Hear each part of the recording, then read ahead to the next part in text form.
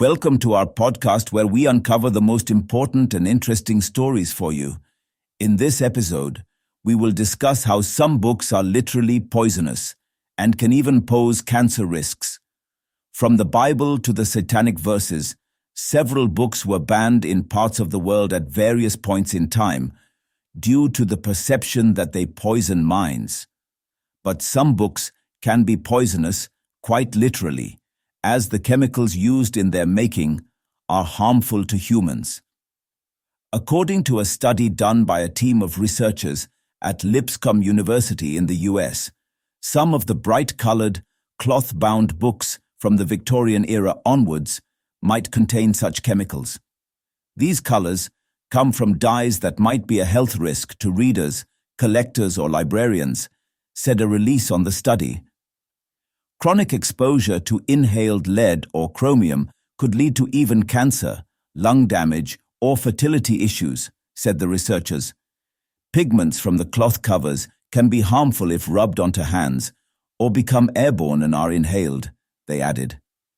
These old books with toxic dyes may be in universities, public libraries, and private collections.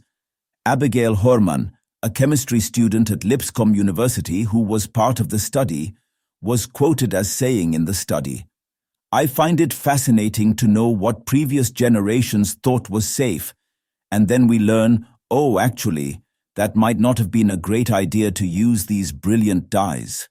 The release quoted Joseph Weinstein-Webb, an assistant chemistry professor at Lipscomb, who did the study along with his students, as saying, "The study examined some 19th and early 20th century fabric-covered books from the university's Beeman Library.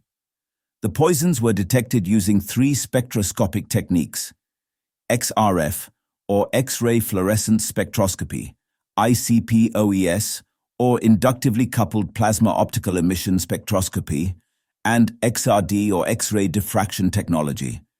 XRF was used for checking arsenic or other heavy metals on the book covers. ICP-OES examined the concentration of those metals. XRD was used to identify the pigment molecules that contain those metals. Researchers found lead and chromium present in some of the Lipscomb books.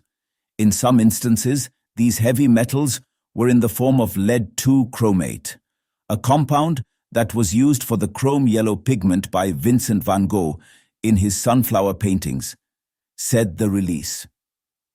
In some cases, metal concentrations were found to be above acceptable limits for chronic exposure, as set by the Centers for Disease Control and Prevention. The lead was more than double the CDC limits, and chromium almost 6 times the cap. Such poisonous and potentially harmful books were sealed in plastic bags for handling and storage or removed from public circulation. Earlier, the Winterthur Museum, Garden and Library in Delaware found copper acetoarsenite, an arsenic compound, in some 19th century books in its collection. This emerald green pigment was used in Victorian-era wallpaper, garments, and cloth book covers. This discovery led to the launch of the Poison Book Project, a crowdsourced research effort.